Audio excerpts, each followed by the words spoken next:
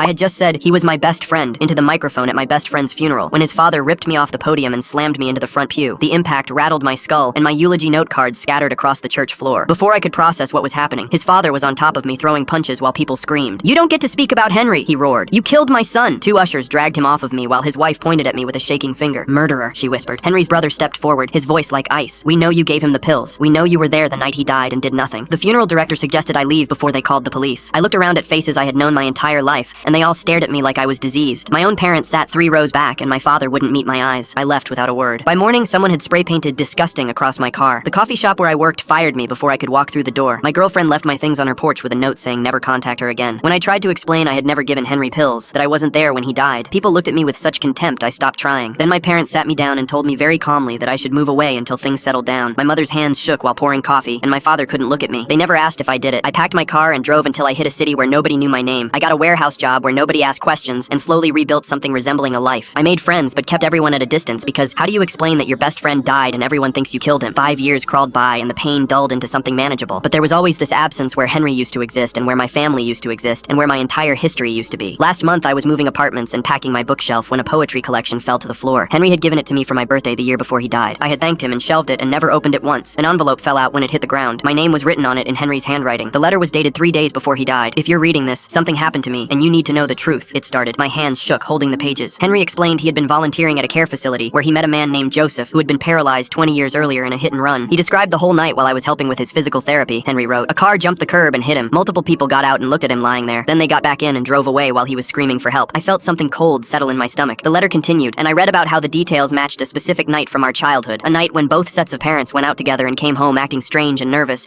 and told us never to talk about that evening again. "I confronted them," Henry wrote. "All 4 of them together. They admitted everything. My father had been driving and swerved onto the sidewalk. They all panicked seeing Joseph broken on the ground. Henry's parents convinced everyone to leave before police arrived because it would destroy their careers and families. They had kept that secret for 20 years, while Joseph lived in a wheelchair without justice or compensation, or even an apology. I told them they had to come forward and make this right," the letter said. "They begged me not to tell you. They said you didn't need to carry this. I agreed to stay quiet while I figured out what to do, because I didn't want to destroy you with this." Then the tone shifted, and my blood went ice cold. Strange things have been happening since I confronted them. My brakes failed on the highway, but the mechanic found nothing wrong. Someone followed me home twice. I keep getting calls in the middle of the night with just breathing on the other end. I don't know if I'm paranoid or if they're trying to scare me quiet, but I'm scared enough to hide this letter somewhere. You'll only find it if something happens to me. The final paragraph destroyed me. "If something happens and it looks like an accident or an overdose, you should know I've never touched that stuff in my life. Don't believe whatever they tell you. My parents have access to prescription medications through their work, and I wouldn't put it past them if they felt trapped. I hope you never have to read this, but if you do, you need to decide what to do with the truth. I won't be around to fight this battle." I sat on my apartment floor holding those pages in stunned silence. The vindication I had spent 5 years desperately needing meant nothing because my best friend had been murdered to keep me from ever getting it.